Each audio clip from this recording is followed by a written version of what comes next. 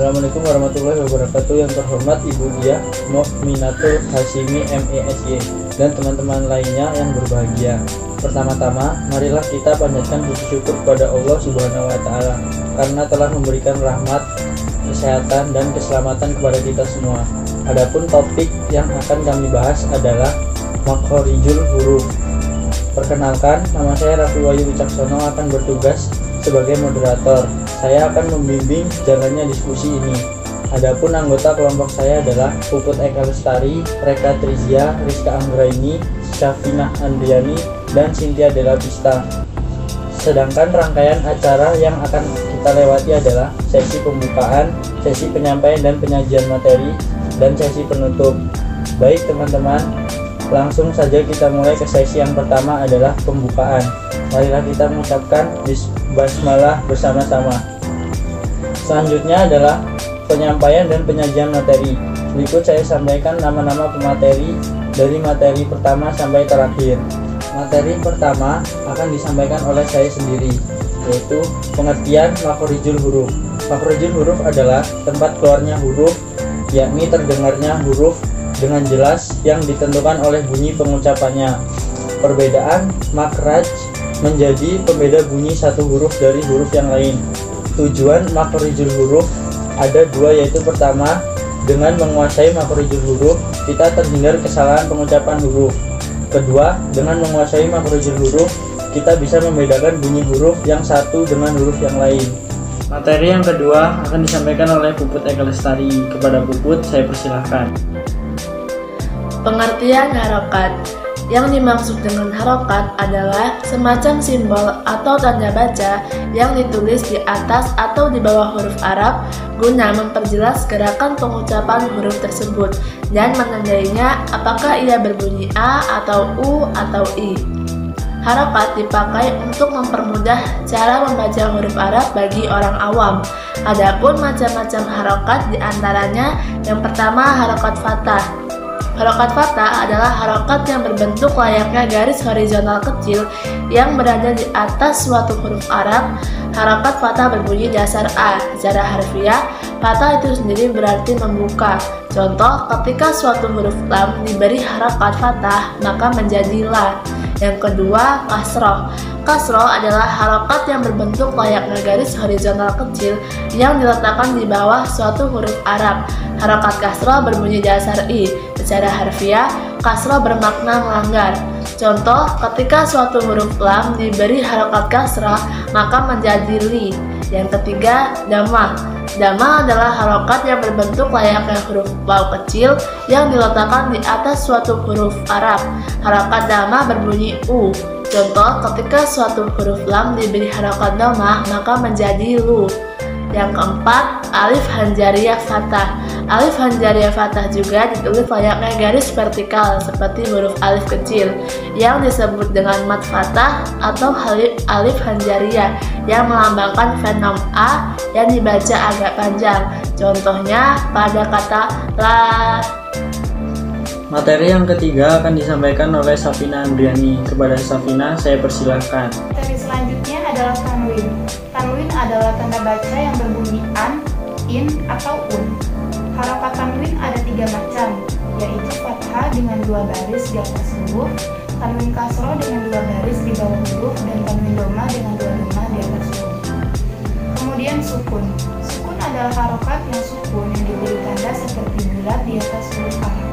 Harokat sukun tidak dibaca, artinya hurufnya mati. Harokat sukun juga bisa menghasilkan bunyi diftong seperti au dan ai. Kemudian tasydid. Tasydid atau syaddah adalah harokat yang berbentuk layaknya huruf W atau seperti kepala dari huruf sin yang diletakkan di atas huruf Arab. Harokat tasydid melambangkan penekanan pada suatu konsonan yang dituliskan dengan simbol konsonan ganda. Kemudian waqaf.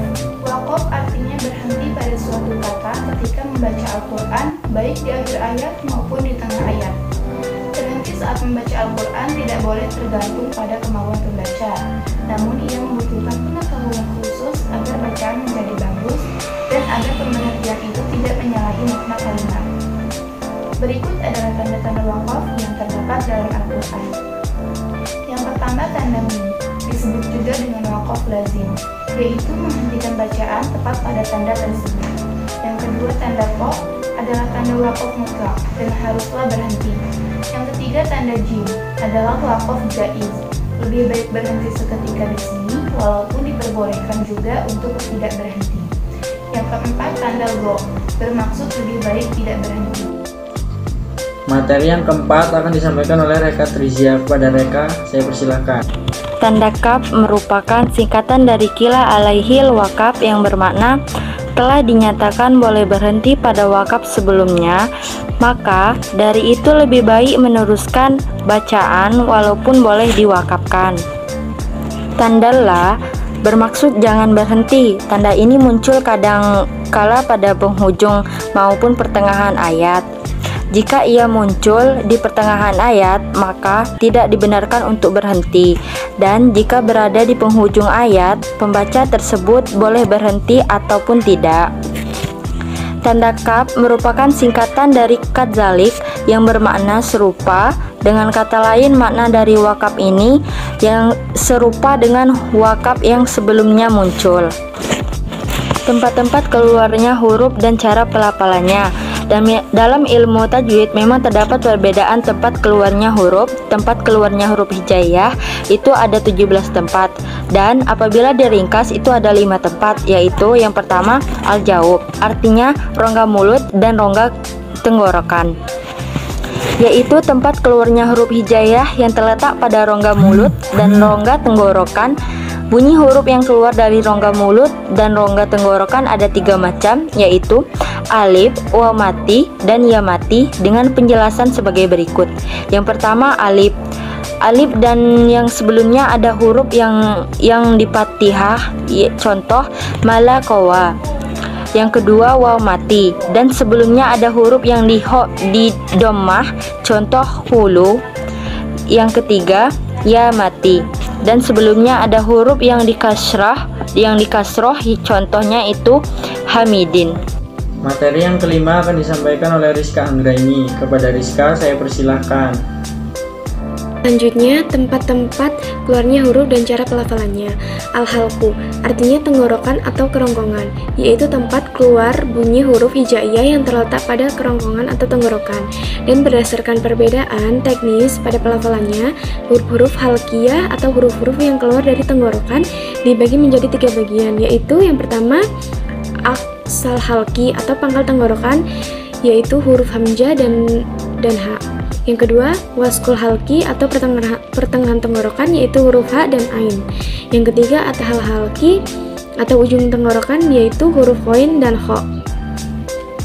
Yang ketiga, ada al-khaisum, artinya pangkal hidung, yaitu tempat keluarnya huruf hijaiyah yang terletak pada janur hidung.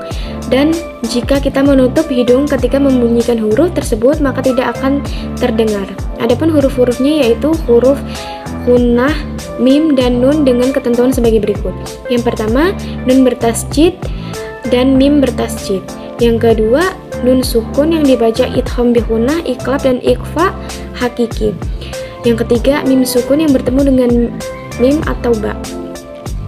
Yang keempat, al-safatin artinya 2 bibir, yaitu tempat keluarnya huruf hijaiyah yang terletak pada kedua bibir, yang termasuk huruf-huruf safatin yaitu wa, fa, dan mim, dan ba, dengan perincian sebagai berikut.